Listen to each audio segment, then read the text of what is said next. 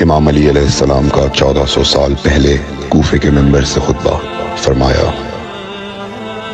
ایک زمانہ آنے والا ہے، فاحشہ اور منکر عام ہو جائے گا اور نئی نئی بدکاریاں ایجاد ہوں گی۔ تاجر اپنی تجارت میں دیانتدار نہیں ہوگا۔ اس زمانے میں نماز کے اول وقت کا کوئی احترام نہیں کرے گا۔ لوگ مسکرات یعنی شراب پئیں گے یہ کہہ کے کہ جائز ہے۔ لوگ رشوت لیں گے یہ کہہ کر کہ ہدیہ ہے۔ لوگ خیانت کریں گے یہ کہہ کر کہ یہ تو عین امانت داری ہے۔ اور زمانہ آ رہا ہے کہ لوگ اللہ کے لیے حج پہ نہیں جائیں گے، سرمایہ دار جائے گا تفریح کے لیے، متوسر لوگ جائیں گے تجارت کے لیے، اور غریب جائے گا مانگ کے کھانے کے لیے۔ سنو، میرے بیٹے مہدی کا ظہور اس وقت ہوگا جب رسول اللہ کی امت نماز کو ضائع کر دے گی۔ لوگ اللہ کی پیروی نہیں کریں گے، خواہش نفس کی پیروی کریں گے۔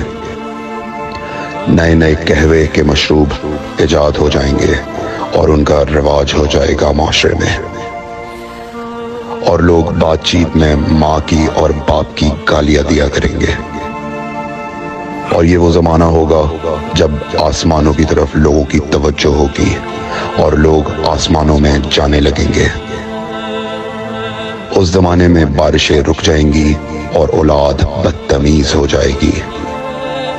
اور جب ایسا زمانہ آ جائے جب لوگ آسمانوں کی طرف جانے لگیں تو ایسے میں ایک سال ایک مہینے کے برابر ہو جائے گا، اور مہینہ ہفتے کے برابر ہو جائے گا، اور ہفتہ دن کے برابر ہو جائے گا، اور ایک دن گھنٹے کے برابر ہو جائے گا۔ جب وہ زمانہ آ جائے تو رویت حلال میں بڑے اختلافات ہوں گے۔ کوئی کہے گا پہلی کا چاند ہے، کوئی کہے گا دوسری کا چاند ہے۔ اس زمانے کی خواتین لباس میں ہوں گی لیکن لباس کے بغیر ہوں گی۔ اس زمانے کے مرد جب مسجدوں میں آیا کریں گے تو تیز گھومتے ہوئے پہیے کی سواری پہ سوار ہو کے آیا کریں گے۔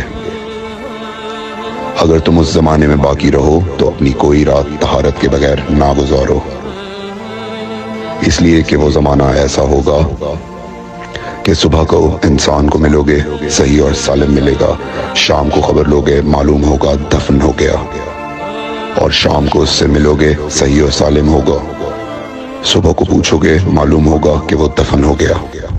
میں نے نصیحت کی، اگر نصیحت کو قبول کرو، میں نے تمہیں مستقبل بتلا دیا اگر مستقبل جاننا چاہو۔